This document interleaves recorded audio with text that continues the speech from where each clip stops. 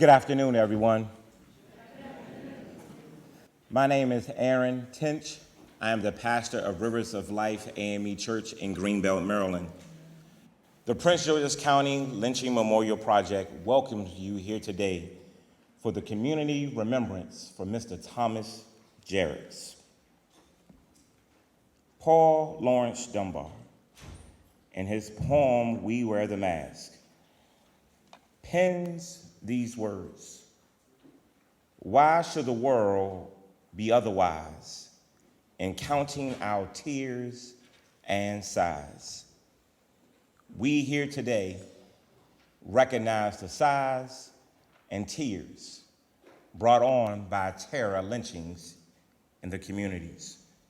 The Prince George's County Lynching Memorial Project educates the public on the truth of our nation's continuing legacy of the institution of slavery and its impact on enslaved persons, their descendants. It memorializes the victims of racial terror lynches in our county and advances the cause of racial justice and reconciliation through mutual support and collaboration. We want to remind you that today's program is being recorded and photographed. Your presence in our audience today means that you're consenting to the recording and photography. Creator of all, we thank you for this day. We thank you for allowing us the capacity to reach back and honor and restore a man's humanity, one that was so violently stripped away by heinous acts. We thank you for allowing us to have the capacity to acknowledge wrongdoings by not pointing fingers, but us collaborating openly to heal and move forward past hurtful actions and words that has caused us for too long to be segregated and separated, and our capacity to see each other as human. We ask that this day, as our Creator, help us to take the steps forward to restoring our humanity through our eyes, through our words, through our deeds, and our actions. Do not allow this day to be the last day in which we are able to call each other brothers and sisters. Do not allow this to be the last day that we can look towards each other and see love and choose to honor the words of loving our neighbor as thyself. We thank you for this day.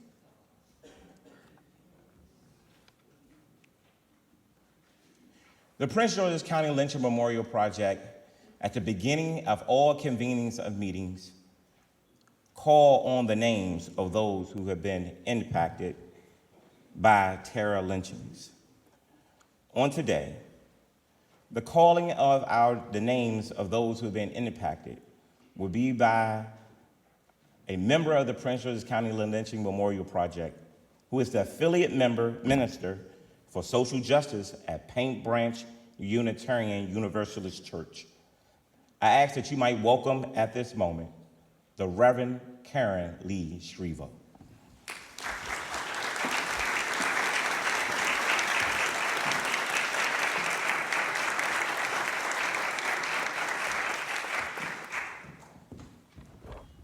Thank you, Reverend Aaron. It is my honor to call the names. We say their names.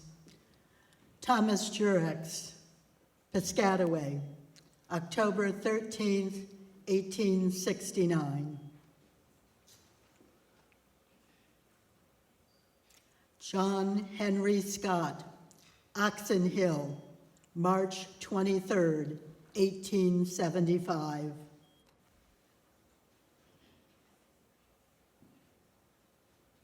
Michael Green, Upper Marlboro, September 1st, 1878.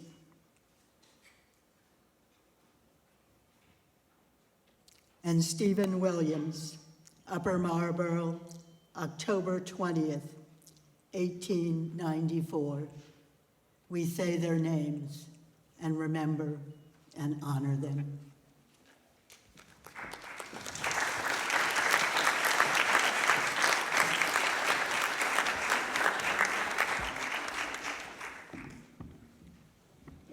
We will now be led in the singing of the Black National Anthem, Lift Every Voice and We Sing, by the Frederick Douglass High School Choir under the direction of Mr. Nicholas Turner.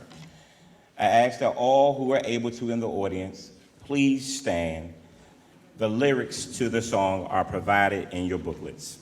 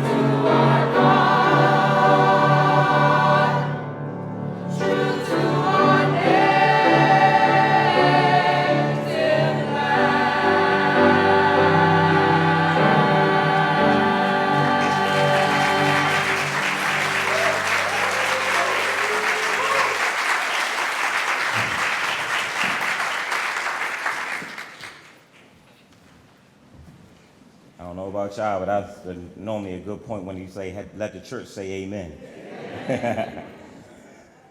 At this moment, I would like to welcome the co-chairs of the Prince George's County Lynching Memorial Project, the Reverend Diane Teichert, Crystal Carpenter, and Christina Tucker.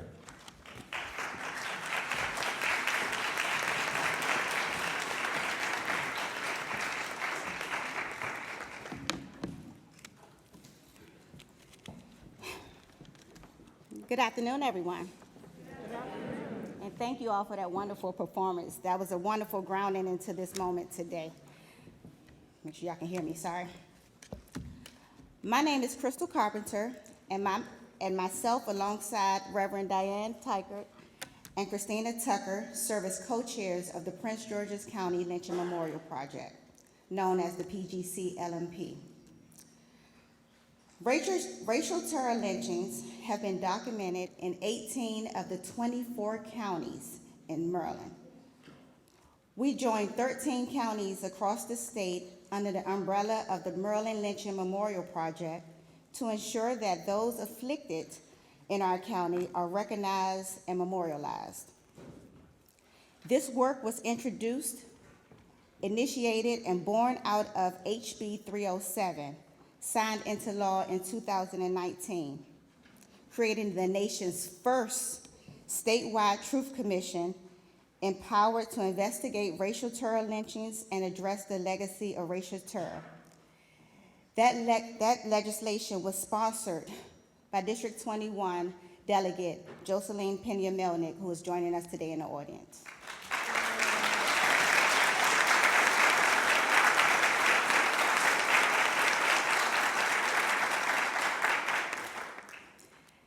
The PGC LMP is an all-volunteer organization. I'm gonna say that one more time.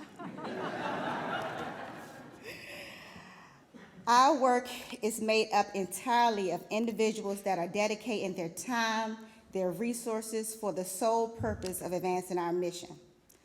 Our work spans across 4 committees: education, outreach, history and genealogy, and community remembrance, the latter of which led the organization of today's event, with collaboration and support across all of the committees.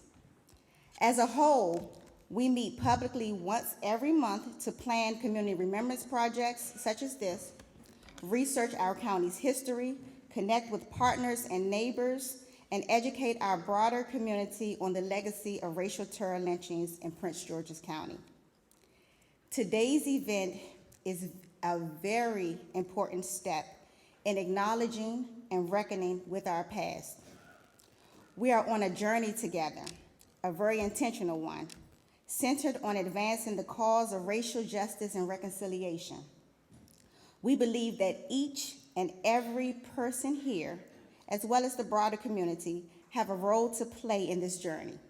And we invite you to learn more about our work, join our monthly meetings, be a part of one of the amazing committees I just spoke about, hop on a webinar, answer a phone, tell a neighbor, and be a part of this journey alongside us. On behalf of all of us, I want to say thank you for taking the time today to join us as we celebrate and memorialize the lynching of Mr. Thomas Juricks, a man, a husband, a father, a son, and a friend. Thank you.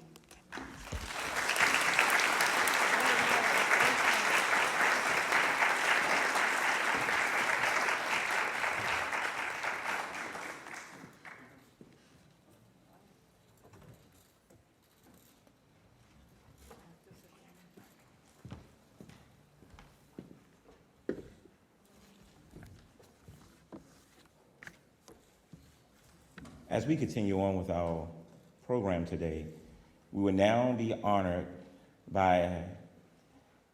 with a contest winner, one of our creative arts contest winners. The Prince George's County Lynching Memorial Project has had essay and poetry competitions, creative arts competition, and the person we're about to receive now is Mr. Chase Jeremiah Matthews, performing his poetry performance of Hoodie.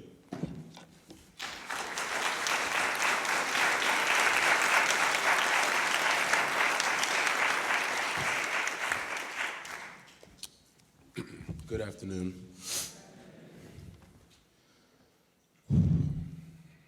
Hoodie lies curled in his drawer. Night rushes by, ushering in dawn. The drawer slides out. Hoodie is unfurled in the sweet, tickling, shining tongues of the sun. His arms are filled with the body of his person. His hood, his lion's mane, falls free. Matched up with his friend's pants and shoes, they are all ready to leave. Walking down the street, Hoodie sees more of his brothers and sisters. Clearly, he knows his colors and his mane are the best. Everyone else had better stay in their lanes. Hoodie's pride and joy, his hood is slowly pulled up, covering the brown face of his person. Now Hoodie stands tall and proud. The entire world is his place. Everyone else was just living it. However, the world is not in his favor. They are scared of his flavor, and especially his brown caretaker. Suddenly, Hoodie is slammed into the ground. Dazed and confused, his confidence is replaced with fear. With a knee in his back, his arms are jerked back and bound together. Hoodie's face is pressed into the ground, stained with dirt and blood. What's this? His hood, his lion's mane, his claim to fame is ripped off of his person's face and left to hang in the wind. Hours later, after cop cars, mug shots, and jail cells, the cold metal restraints are removed. However, it is too late. They've ripped and torn. Their unforgiving teeth have done their harm. Like an animal on a farm, Hoodie and his person are left all alone. Through the night, Hoodie keeps his person warm, promising this time he'll keep him safe from harm. Morning comes, cell doors clang, metal doors go bang. The sunlight kisses Hoodie and his person once again. Shoes strike up a pace, moving them all far away from the place of the paddy wagons. Finally, home safe, free from strafe, Hoodie is slid up over a bruised and bloodied body. Hoodie is left on the bed alone with nobody. He listens in on a phone call. His person, the one he holds dear, has made it clear this is Hoodie's fault. His hood, his claim to fame, and his lion's mane had made his person look suspicious, like he was a taker. Hoodie feels like a faker. He doesn't feel cool. Instead, he feels like a fool. One wash and one dry later, he's clean. His gleam no longer brings his person a smile. Instead, he is folded. Given a sniff, one last whiff. Night falls, the drawer claws. Into the dark and briefs he falls. For years, he sits there wondering, when is the next time he'll be the safest fit?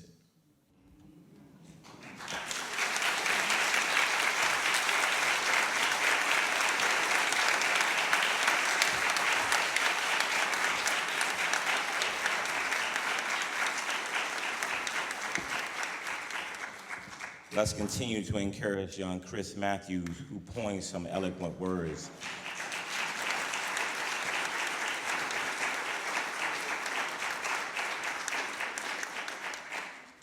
And I'm thankful that you answered the call and did that, because we wanted him to know that today that we see him and recognize him for his greatness. We will now have official greetings and acknowledgments from a Prince George's County Lynching Memorial Project member, as well as the District 5 councilperson for the Prince George's County Council, the Honorable Jolene Ivey.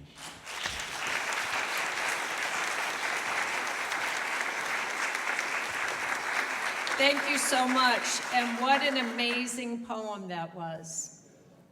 I'm not even a big poetry person, I have to tell you, but that one got me.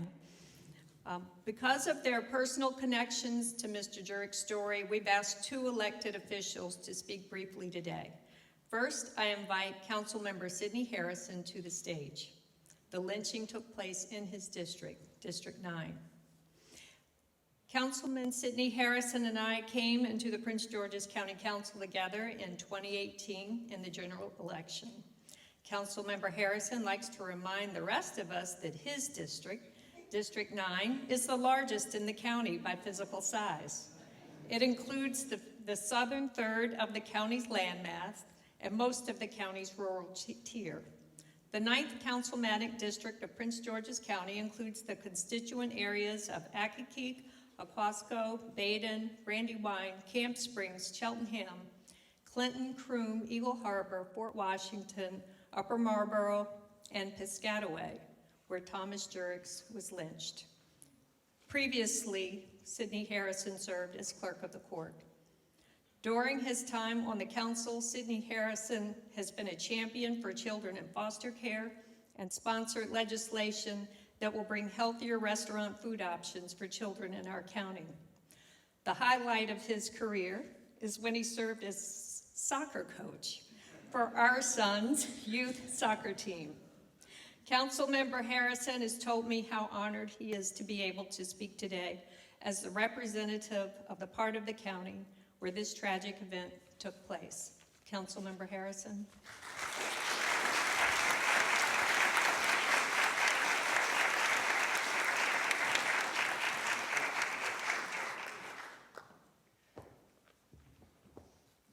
Good afternoon.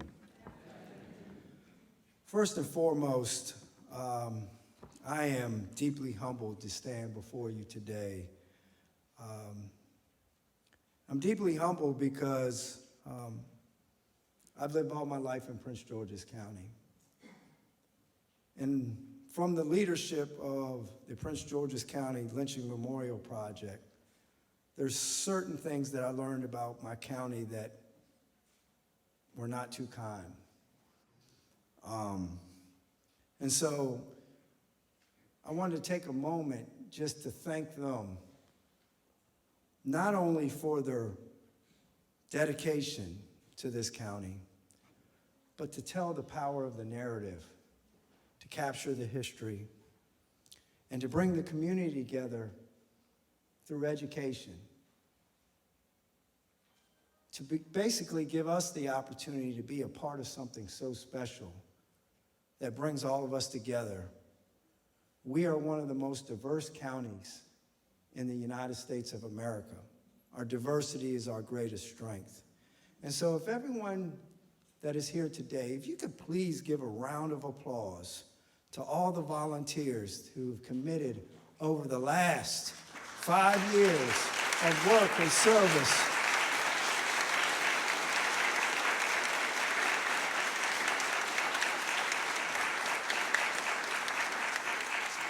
to make sure that stories aren't forgotten. I want to thank Councilmember Ivy for her leadership. I remember, Councilmember Ivy, that you were coming before us and you talked about this initiative that you were working on. And anyone that stands on the sidelines that's not willing to participate, then honestly, I don't know what else to say. Councilmember Ivy, you have engaged all of your colleagues. You have made sure that we understand the importance of the history of this county. And I just want to thank you for your zeal, your leadership, and your dedication and love for this county. Thank you for your service.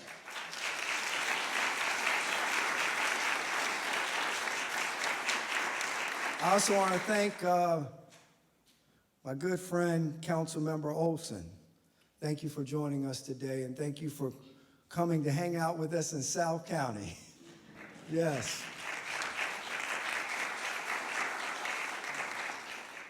And thank you, Delegate, for your leadership, for what you did in Annapolis to make sure that we begin to bring forward legislation that protects the rights of all. Thank you.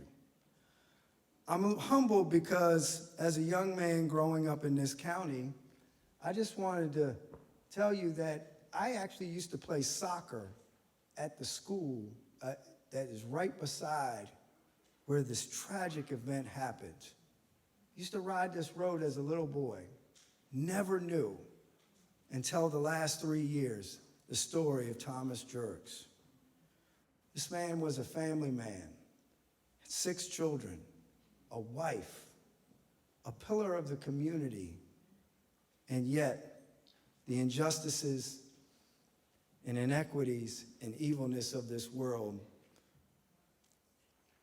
consumed his life.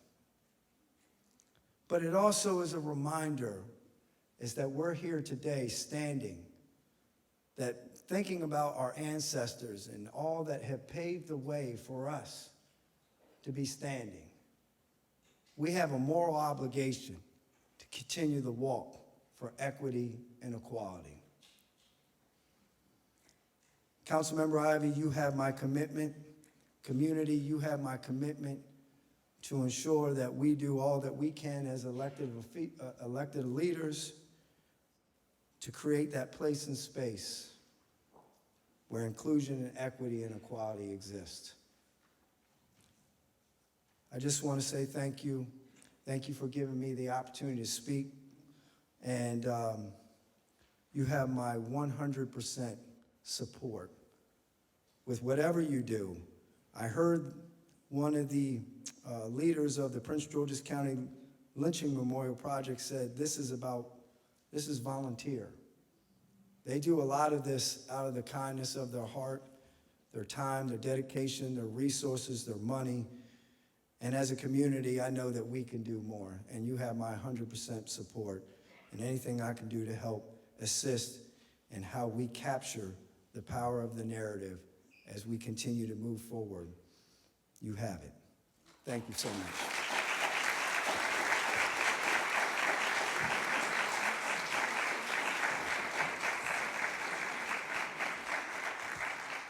Thank you so much, Council Member. Next, we'll hear from State Delegate Joseline Pena-Melnick, who, as you heard, introduced a bill in 2019 that resulted in the creation of the Maryland Lynching Truth and Reconciliation Commission. Delegate Joseline Pena-Melnick has represented Prince George's and Anne Arundel counties as state delegate for District 21 since 2007. She and I came into the House of Delegates together. There's a theme there. We first met when we were both running very intense door-knocking campaigns and would often get together at the end of a long day to trade war stories. Her reputation as a hard-working campaigner translated to how she serves as an elected official. She is a dogged advocate for her constituents, going to great lengths to make sure they get the services and treatment they deserve. Joseline immigrated from the Dominican Republic to the U.S. with her single mother and sister. She learned English and became the first in her family to graduate from college and then got her law degree. Delegate Pena-Melnick has fought for prisoners on death row, mistreated migrants, and abused children. She and her husband are the proud parents of a son and twin daughters. Delegate Pena-Melnick serves as chair of the Health and Government Operations Committee in Annapolis. She has sponsored numerous bills, but today she is here because of her sponsorship of the bill that brings us all here today. And we're very proud to welcome her. Delegate Pena-Melnick.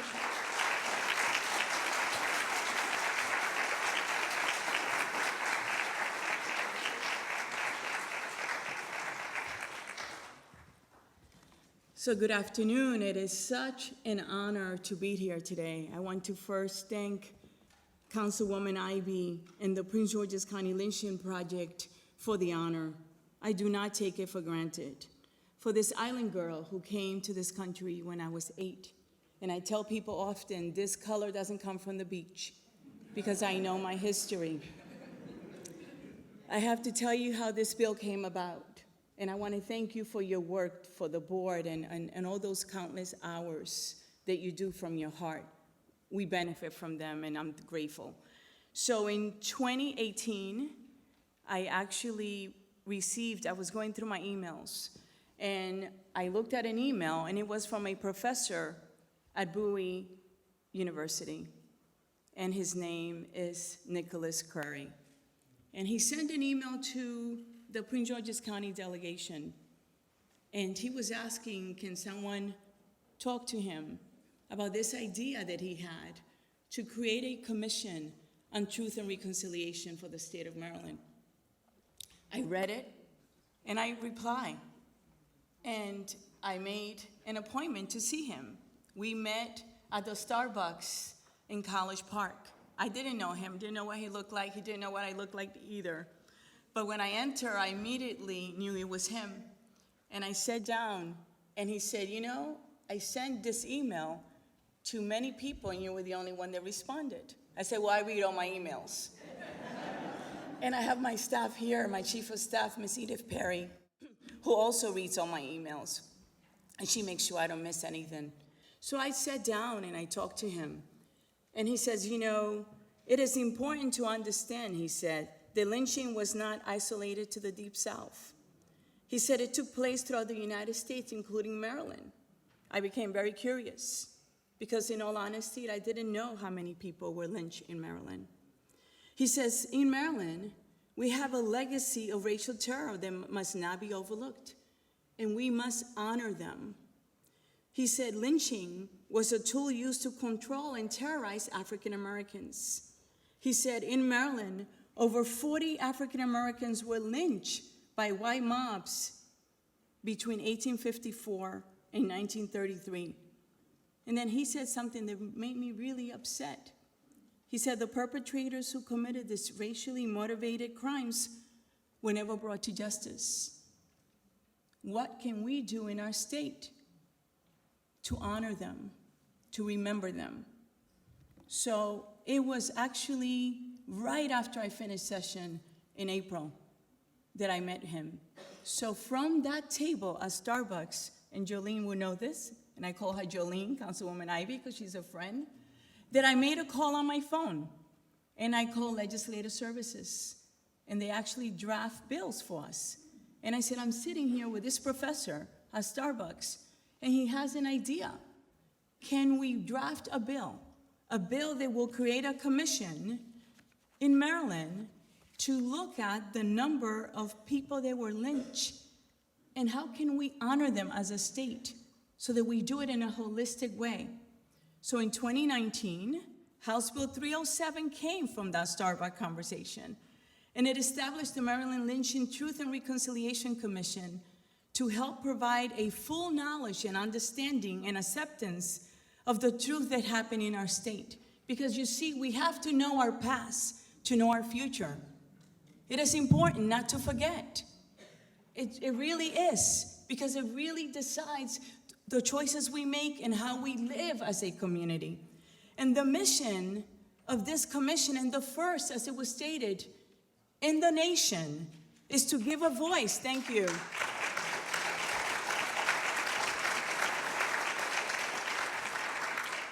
To give a voice to the descendants impacted by lynching in Maryland. The commission's work includes investigating all non-lynchings in Maryland.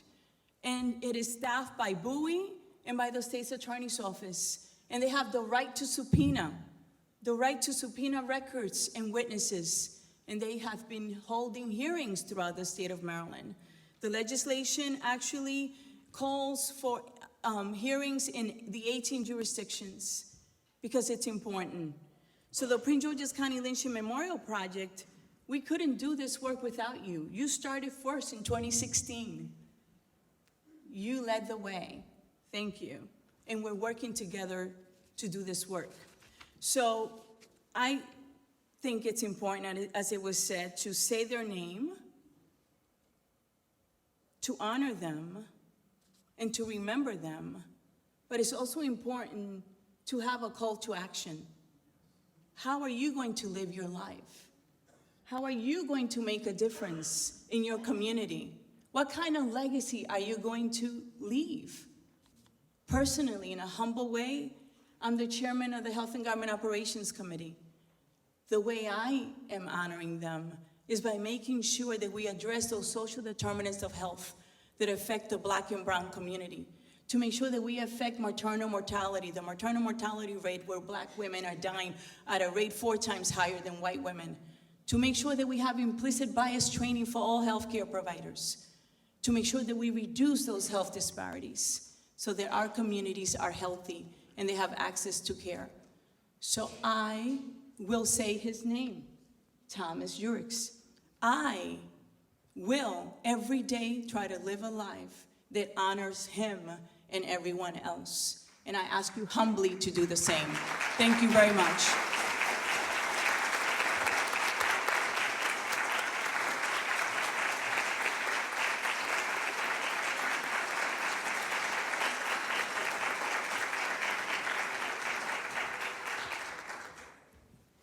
And now I'm going to do the scariest thing you're going to see today is me try to acknowledge the elected officials and not mess up anybody's title or miss anyone. And because you are completely blinded up here, I can't see anyone, so know that. I can't look out there. How come you didn't say me? I didn't see you. I can't see anything. So I'm going to go in order. Coretta Brown, let's see, Maura Page, Frederick Remembrance Memorial, Camille Exum, former council member from Prince George's County Council, Amy Jean Chung Fry, Vice Mayor of Cheverly, of course, Eric Olson, Prince George's County Council, Sarah Franklin Meyer, Upper Marlboro, Tiffany Alston, Delegate, District 24, Delegate Jamila Woods, District 26, and I'm supposed to also invite to the stage if anyone who is a federal or a statewide official, and I understand my husband, Glenn Ivey, is here.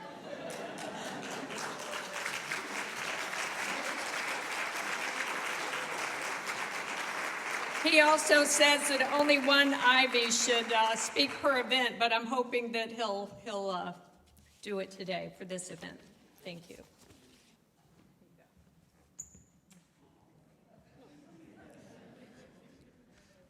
I know y'all busting me out for that, aren't you? I take every chance I get, every chance I can get.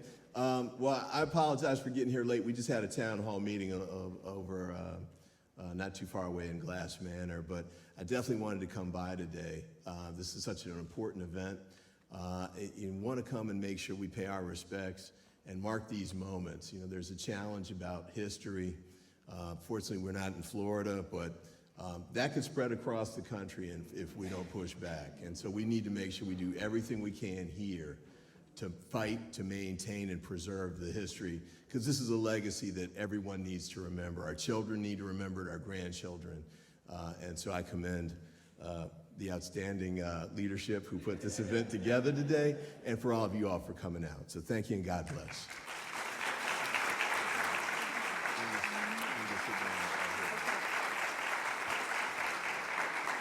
I also like to acknowledge Will Schwartz. He is the president of the Maryland Lynching Memorial Project, and I saw him when I came in. He's back there. There you go. He's waving.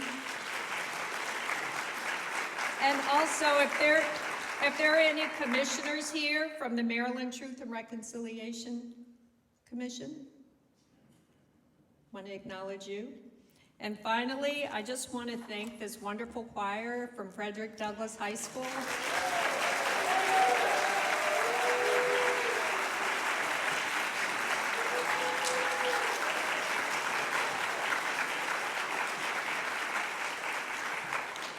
My father, Joe Stevenson, taught history at Frederick Douglass High School back in the day when the county was still segregated. And he loved teaching there. So anytime I hear anything happening at Douglass, I get excited. So thank you for letting me have this moment today. Thank you to all my co-volunteers who have shouldered all the work for this, and I appreciate you.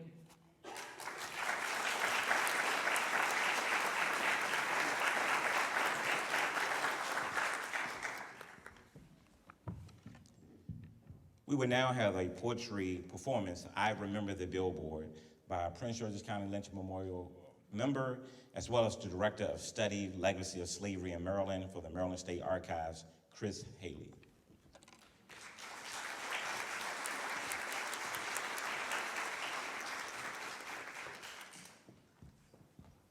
Thank you very much for having me here today. It is blinding. It is very blinding. You're so right. So right. I was born in Washington, D.C., Chocolate City, hello. And I remember growing up, going every Christmas and every summer to Augusta, Georgia, where my grandparents and my great-grandparents lived.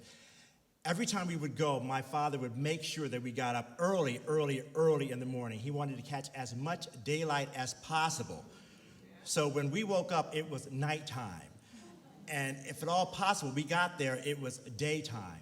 I never really understood as a young child why that was. I thought, we're going to get there eventually. Why do we have to hustle? Later on, I began to understand. There's only 4 of us in my family, my father, my brother, my mother, and I. I always sat in this seat, which is to say I'm on the seat going south to Georgia on 95. And so I was able to see things that perhaps other people were not able to see. And along those lines, thinking back, that's why I wrote this poem, because I remember the billboard. I remember the billboard, the man aloft a horse, riding high in the sky, a giant hunting for prey, staring as we drove by. Dark holes shielded his eyes as we crossed state lines. Painted words shouted, "You're now entering Klan country." In the back seat, I muffled a cry. Though to some, you were a welcome. To a transfixed child, you were a horrid sight. I'm sure several cheered your message. It was this black boy you meant to fright. I might never know where you stood. I vaguely recall where you were built.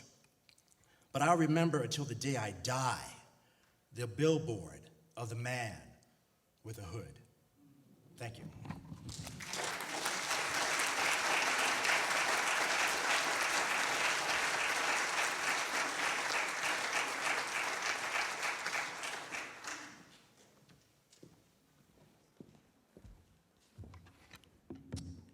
Our statement of occasion will be rendered by Dr. Dennis A. Doster, the director for Black History Programming. He's also a member of the Prince George's County Lynching Memorial Project. So can we receive Dr. Doster?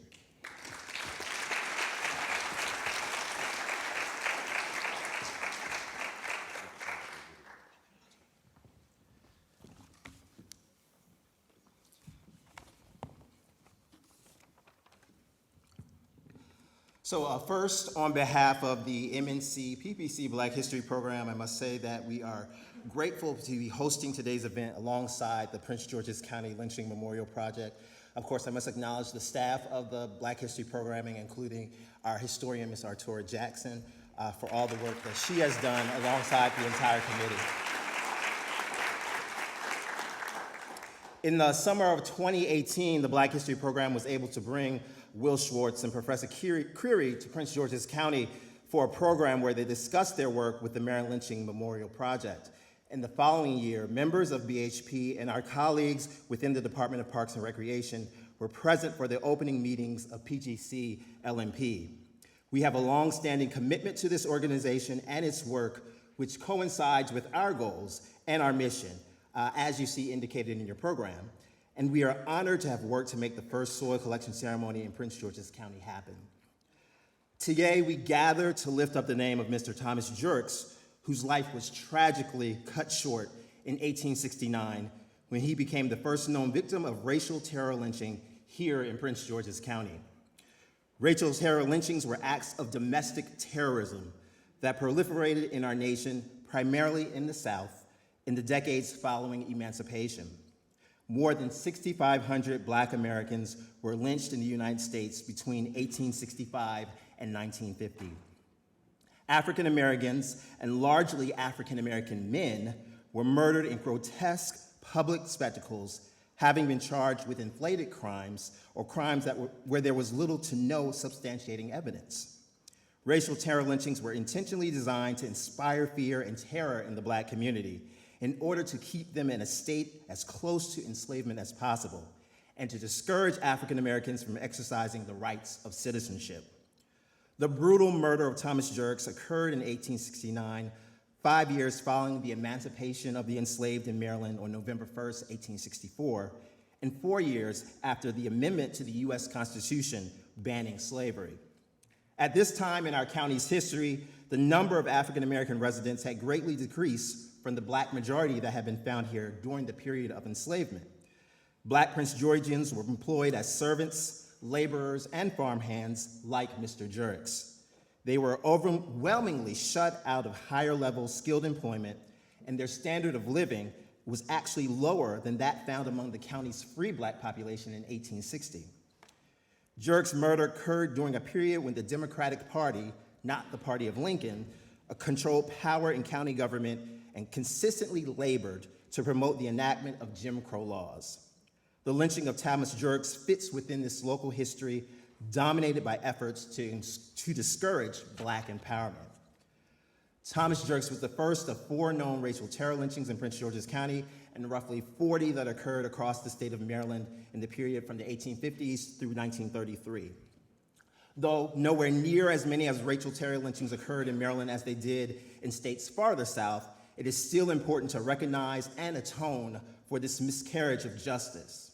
It is also important that we recognize the effect that one murder can have on an entire community, including family members, friends, and neighbors.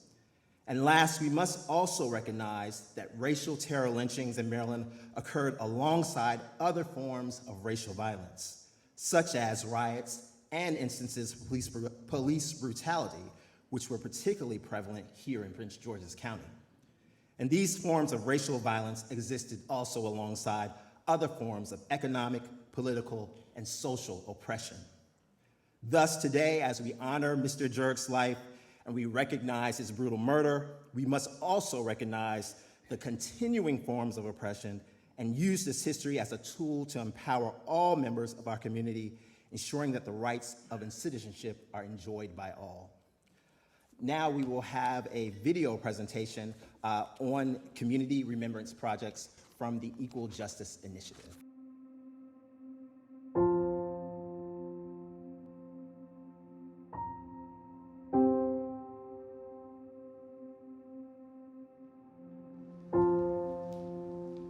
This project is a project that is about changing this narrative.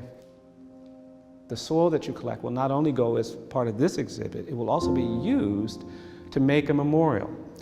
We've now bought some land here in Montgomery where we hope to build a memorial to the victims of lynching.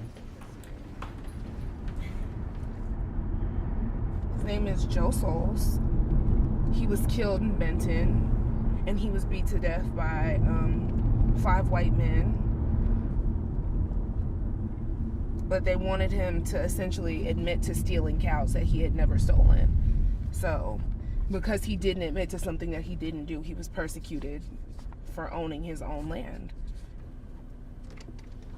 And it says they didn't fear any legal repercussion for their actions, which is why they just so senselessly went about this.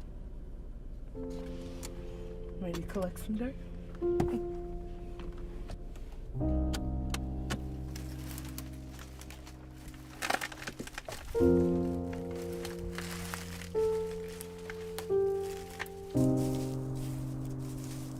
These are open cases, these are cold cases, and there's no finality, there's no closure if we don't acknowledge these crimes, if we don't force counties and states and cities to concede that these crimes did occur.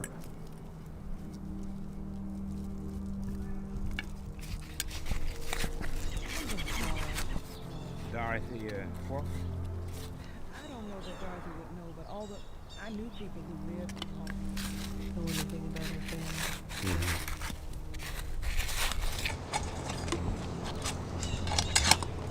Let's say a prayer, John. Okay, go ahead. Our Father in heaven, we pause so very briefly this morning to remember and to memorialize a man whom we did not know, but in so many ways a man whom we do know. We pray that the sacrifice that he so involuntarily made strengthens us, edifies us, and helps us to move forward in a way that will prevent this ever from occurring again. Amen.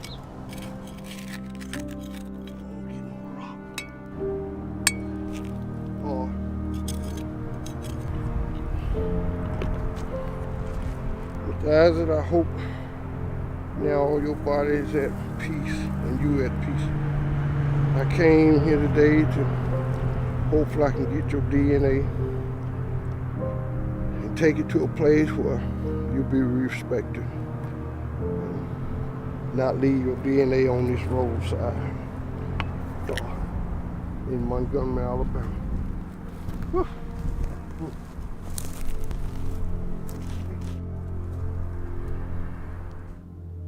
It's a confrontation because you are confronted with truth in a visual way that is undeniable. For all I know, some of the very dirt we dug was there. What if this dirt could talk? I thought the digging on that soil was a poignant way to connect with the time, the event, and most importantly, the man.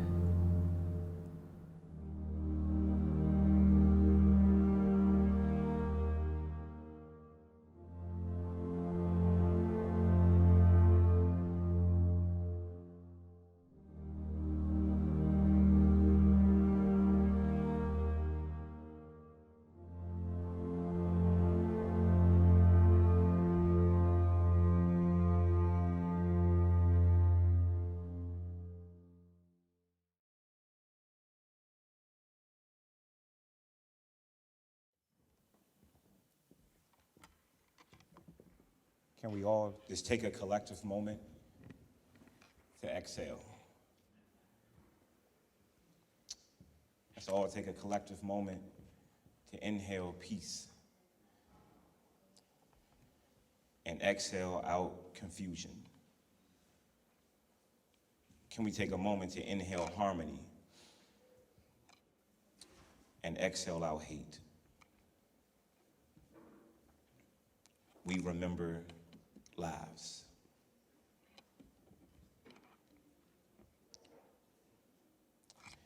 A standard element of many community remembrance ceremonies that are held across this nation have the song Strange Fruit embedded in it. It was originally performed and recorded in 1939 by the great jazz legend Billie Holiday. We have the pleasure this day of having one of our young people from the Frederick Douglass High School Choir, Miss Elena Brown, sing the rendition of Strange Fruit. Receive her.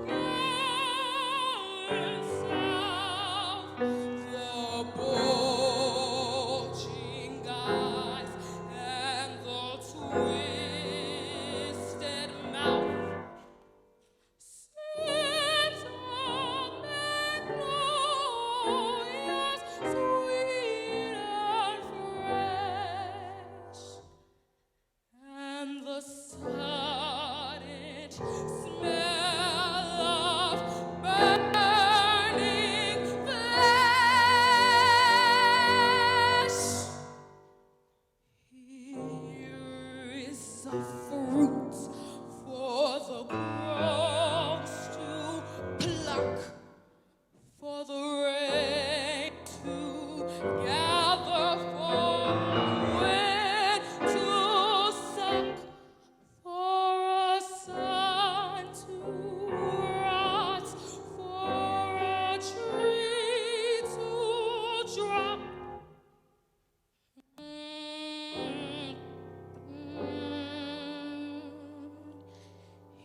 Here is a strange and bitter crop.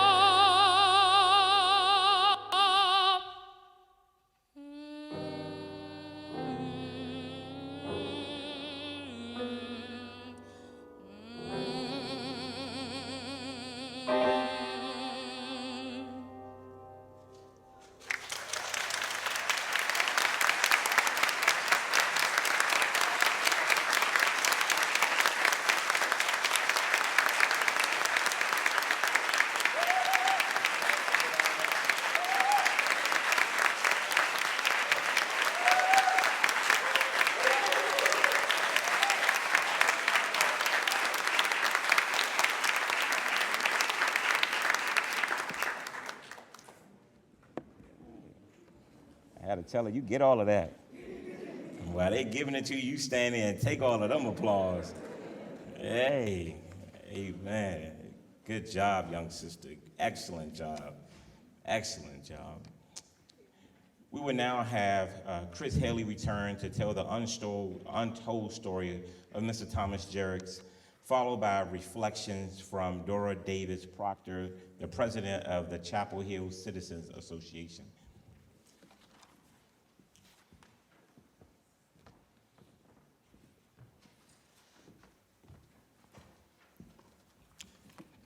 This was written by Reverend Karen Scrivo. The Lynching of Thomas Juricks.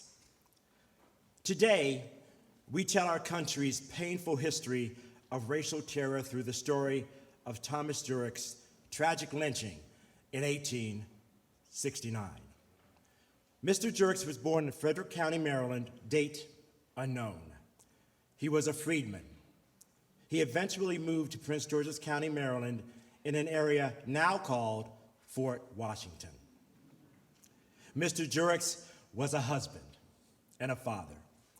He and his wife Barbara had 6 children: Milton, Abs, John, Mary Ella, Henry, and Jane.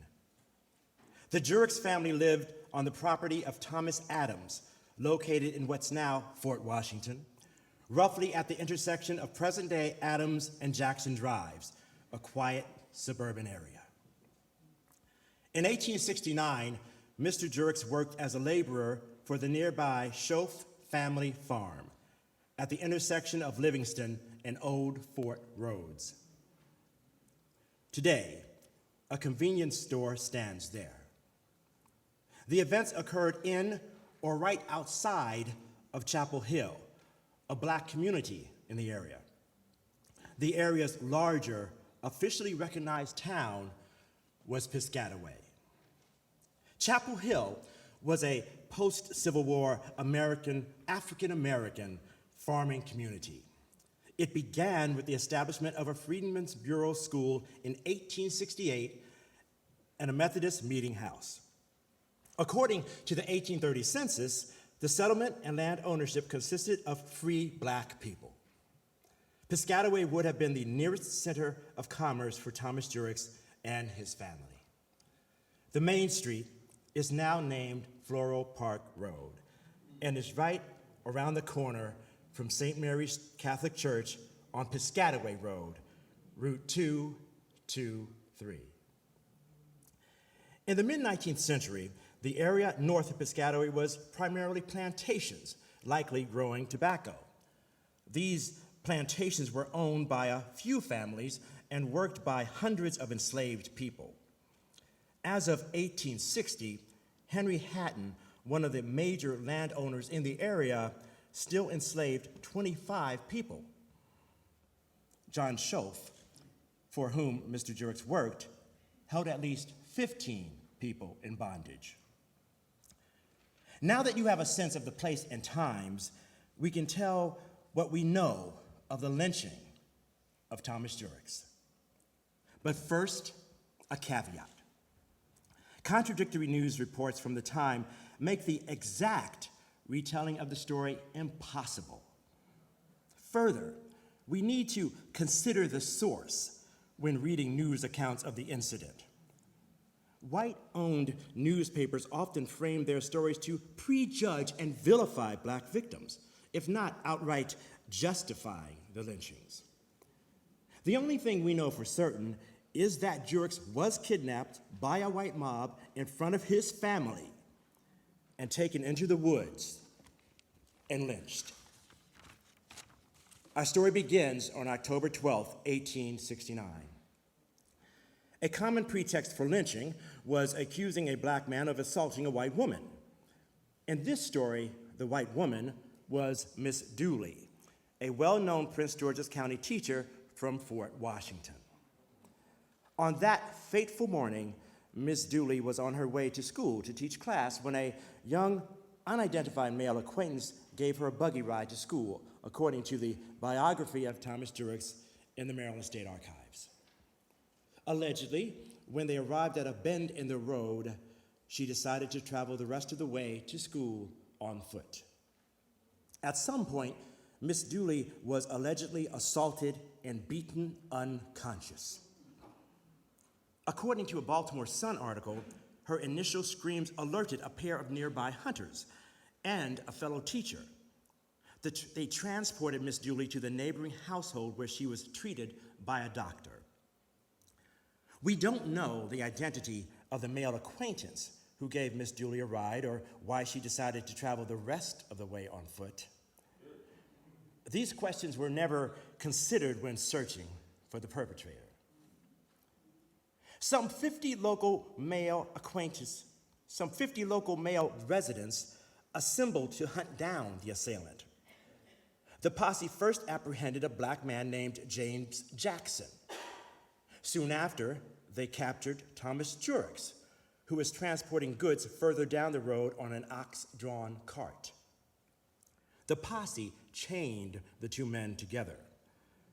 The only evidence against either man was that they were in the area at the time of the attack. Both were taken to Justice Brooke in the Piscataway district. Without a witness or any hard evidence, Justice Brooke decided to hold the two men overnight, hoping that Miss Dooley would recover enough to be able to identify her attacker.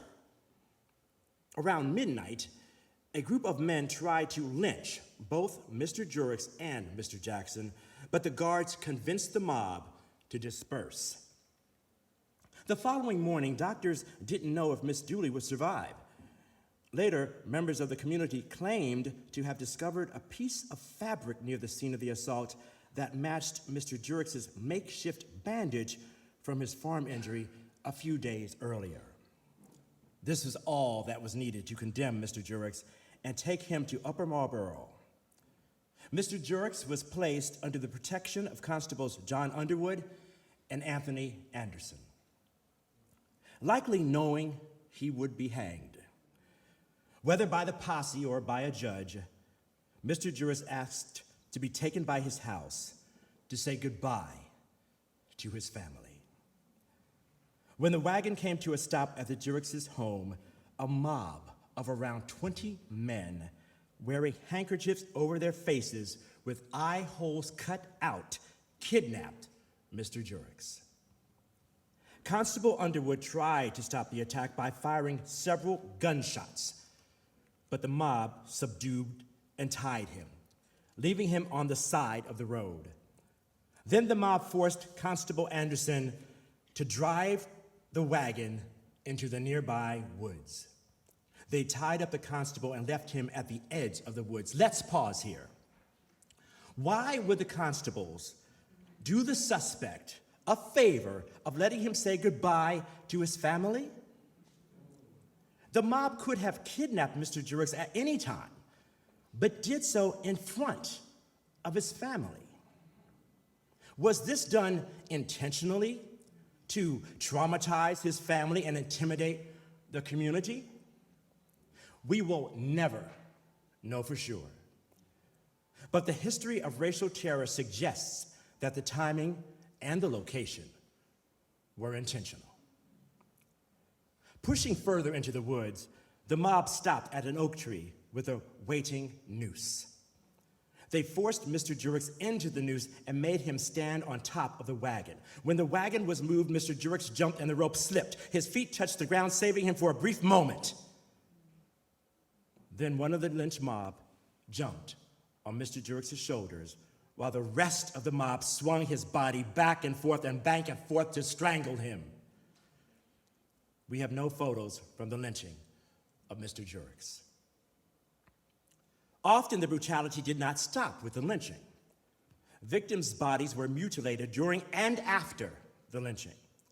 This happened to Mr. Juricks. Members of the mob arranged themselves in a firing shot and shot a volley of bullets into Mr. Juricks' body. Thomas Juricks was left to swing from the tree for 2 hours before a coroner was sent to cut him down and declare him dead from hanging by unknown persons. Mr. Juricks' tragic story, one of many, is terribly difficult to hear. But the truth of it must be faced. It is a tragedy compounded by the lack of accountability and the shameless justification of his murder. An Evening Star article, October 16th, describing the grand jury investigation of the lynching, said that the circuit court in Upper Marlboro dispatched Sheriff Dyer to safely bring the prisoner to jail. But that was not possible because, quote, justice had already been satisfied. Justice had already been satisfied. Mr. Juricks was murdered by lynching before the sheriff was able to bring him to jail. Mr. Juricks was presumed guilty and denied due process. Given the times, even if he had made it there unharmed, a fair trial and verdict was highly unlikely. Learning that the mob murdered Mr. Juricks, the judge initially noted this circumvention of due process and called for an investigation. Addressing the grand jury, he said, quote, no matter how heinous the crime, this tribunal can never sanction punishment by violence and mobs.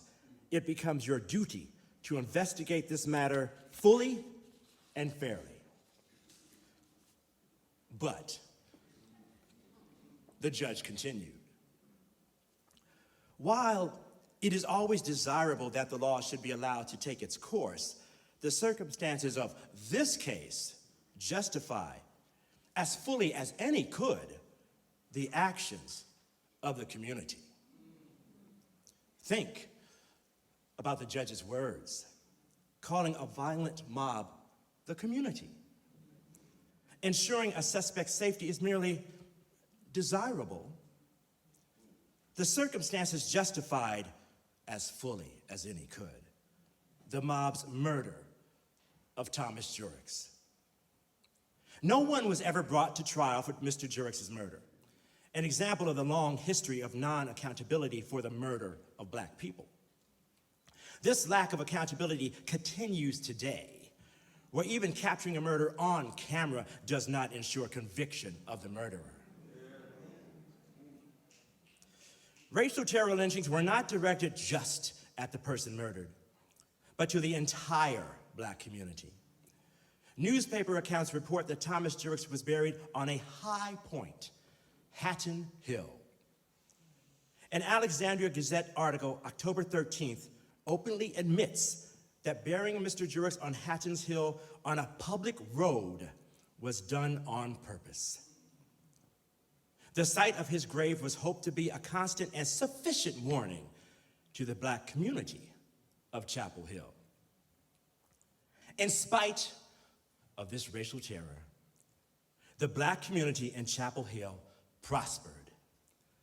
The resilient farming community grew as a collection of tight-knit families centered around 2 Methodist churches, and it remains a resilient and thriving Black community today. Thank you.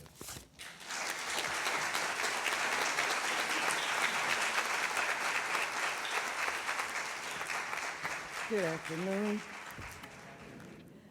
I'm Dora Davis Proctor, here today because of my community, Chapel Hill, Maryland. I regret that most of you would never have heard of Chapel Hill if it wasn't for this lynching's notoriety. But here's a little history and background. After slavery, our families lived and worked as tenant farmers on local white-owned farms. Thomas Juricks was one of them. They lived on those farms until land became available for Black people to purchase, and that's how our community was established. Now, Chapel Hill is small. They told me when I was a kid, and I asked why we weren't on the map, that Chapel Hill was so small the words would take up too much space. But it became a vibrant, self-sustaining community of homeowners and landowners. Everyone knew and looked out for each other like one large extended family. Thomas Juricks would have been a member of that family had he lived. But in the years around and after Mr. Juricks' lynching, our community grew to have its own school, churches, businesses such as grocery stores, restaurants, and entertainment venues. They had a gas station, a Masonic lodge, a Green Book type lodging facility that today might be called the bed and breakfast. But their guests included folks like Harry Belafonte and Pearl Bailey and other popular Blacks who could not get meals and accommodations in white-owned establishments. There were ball fields and baseball and softball teams. They had festivals and parades. Chapel Hill produced military officers up to the rank of colonels, veterans of all U.S. wars and conflicts since World War I, and they had many enlisted military members, too many to count.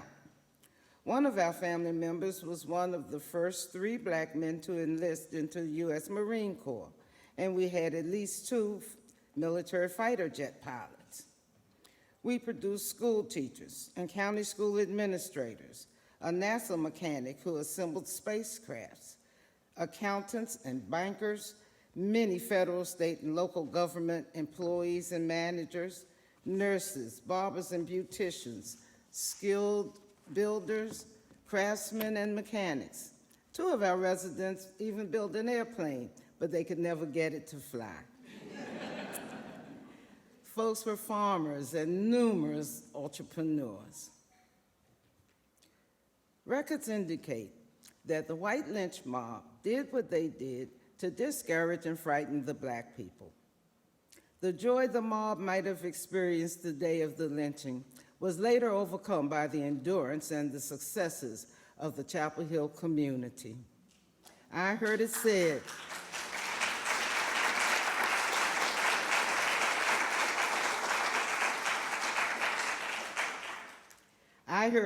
that success is the best revenge.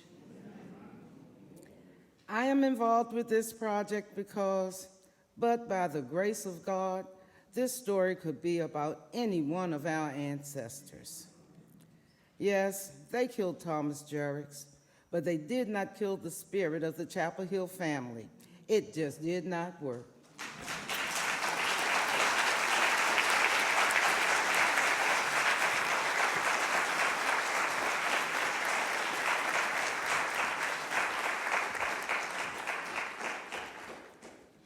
We thank you for your words and your remarks about Chapel Hill. It makes us now want to have pride over this Chapel Hill, not the one in North Carolina. Look, I'm a Maryland Terp, and I had to take a dig. I'm a Terp, I had to take a dig. We will now have another selection, a musical selection from this fabulous choir from Frederick Douglass High School. They will be singing The Dreamcatcher, which the lyrics are inspired by Lynching's poem.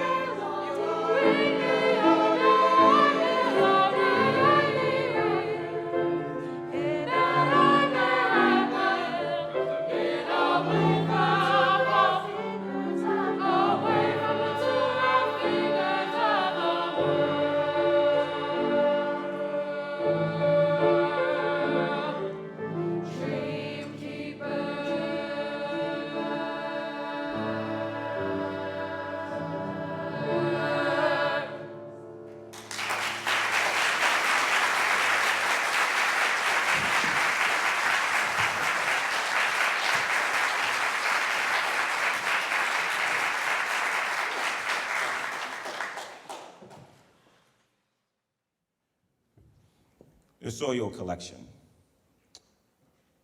The soil collection for us on this evening, this afternoon, will take place out in our lobby. But prior to getting there, Dr. Lois is going to be leading us in a libation ritual. Dr. Lois has been one of our firm members in guiding us through this process. She is the co-chair of the Greenbelt Black History and Culture Committee.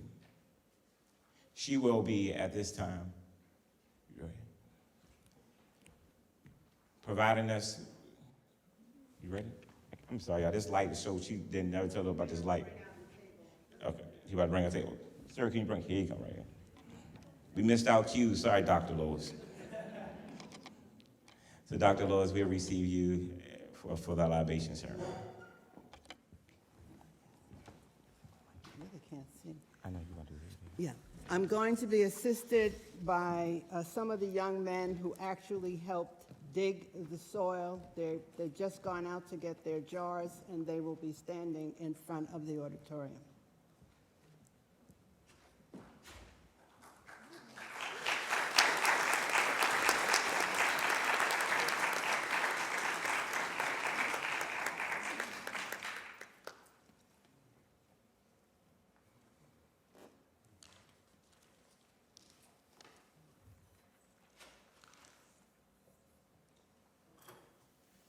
The purpose of libation. Many families from the African diaspora pour a libation of water, the giver of life, to remember, praise, and celebrate the contributions, sacrifices, and legacies of their ancestors during cultural programs such as Kwanzaa. Today, we are proud of our powerful ancestors who survived kidnapping, the Long March, captivity in slave-holding pens, the painful Middle Passage, and the inhuman system of slavery in various parts of the world. It is because of that history that we honor those ancestors through positive actions and deeds. Please remember, they had to create new identities, learn new languages, adapt to different cultures, had the strength and determination to survive racist assaults, lynching, and other countless horrors. Yet we, their descendants, are present today.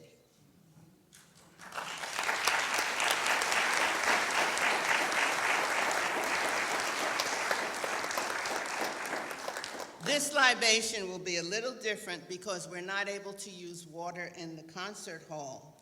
So we are using the Adinkra symbol that means there is none greater than God.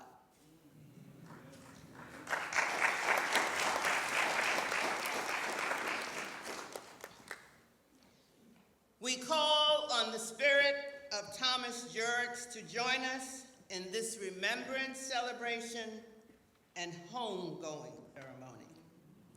We praise his hard work, his ability to provide for his family, his dedication to building a future that was viciously denied. We call on the spirits of his wife and children so they know that Mr. Juricks did not die in vain and is remembered by his community 154 years after his murder. We call on the ancestors of the Chapel Hill community whose fortitude prevailed in the midst of great racial terror and intimidation to ensure the education and futures of their children. We are witnesses who are resurrecting Thomas Juricks' name, his humanity, and his legacy. He will never be forgotten again. Ashe, Ashe, and Amen. Thank you.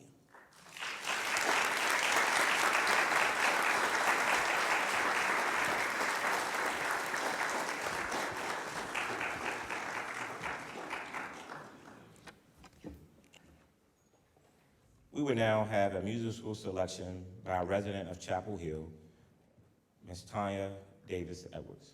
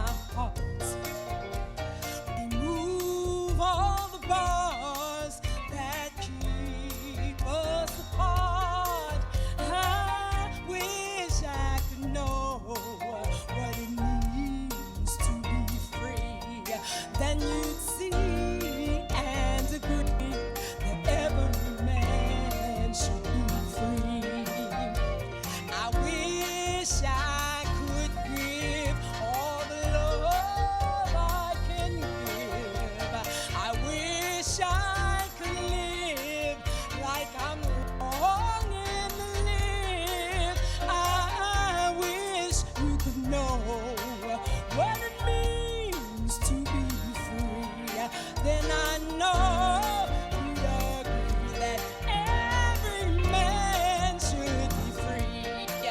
Well, I wish I could be like a bird in the sky. How sweet it would be if I found out I could fly. Oh, I'd soar to the sun and look down at the sea. Then I'd sing 'cause I know, yeah. Then I'd sing 'cause I know. Then I'd sing 'cause I know. I know how it feels to be free. I know how it feels to be free.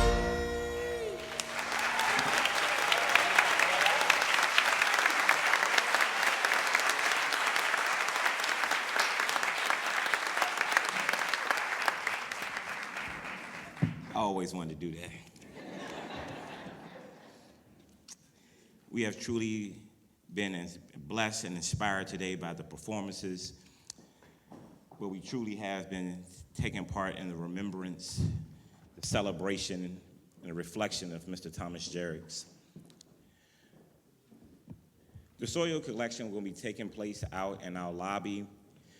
We ask that you might patiently wait in your seats as the ushers will provide instructions for you to all take place in a part of actually putting soil into the jars.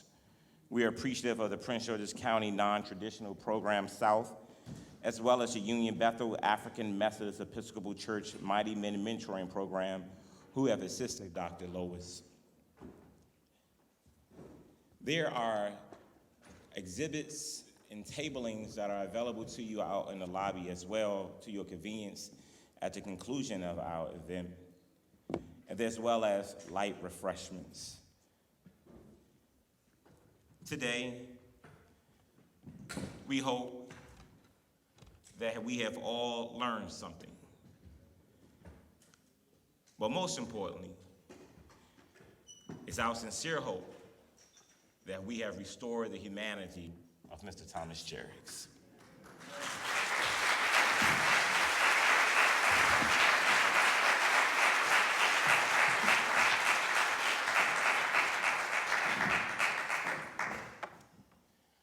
I ask that you may remain seated because we have one last performance for you.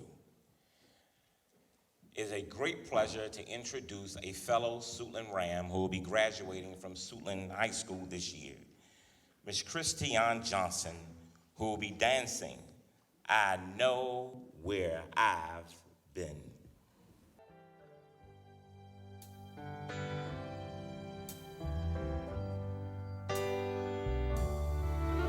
There's a light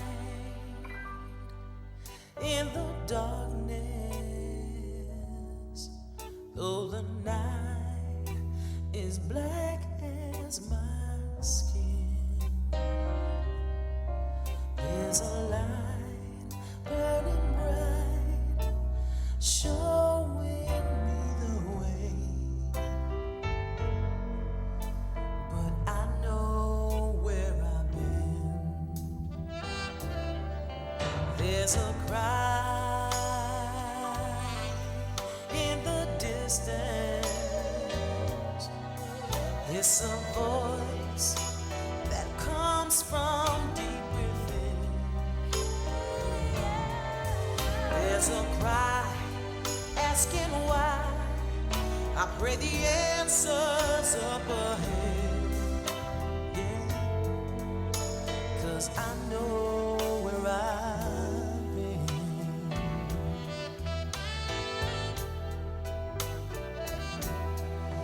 There's a road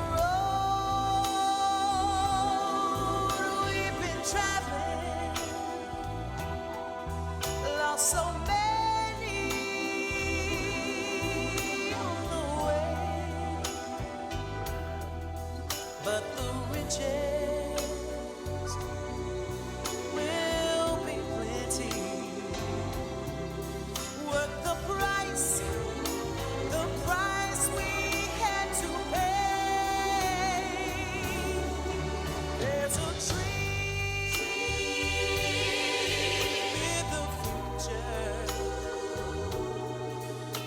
There's a struggle that we have yet to win. And there's pride in my heart, 'cause I know where I'm going. Yes, I do. And I know where I've been. Yeah. There's a road. There's a road. We must travel. We must travel. There's a promise. There is a promise. We must make. And we must make. But the riches. Oh, but the riches will be plenty. Worth the risk and the chances we take. There's a dream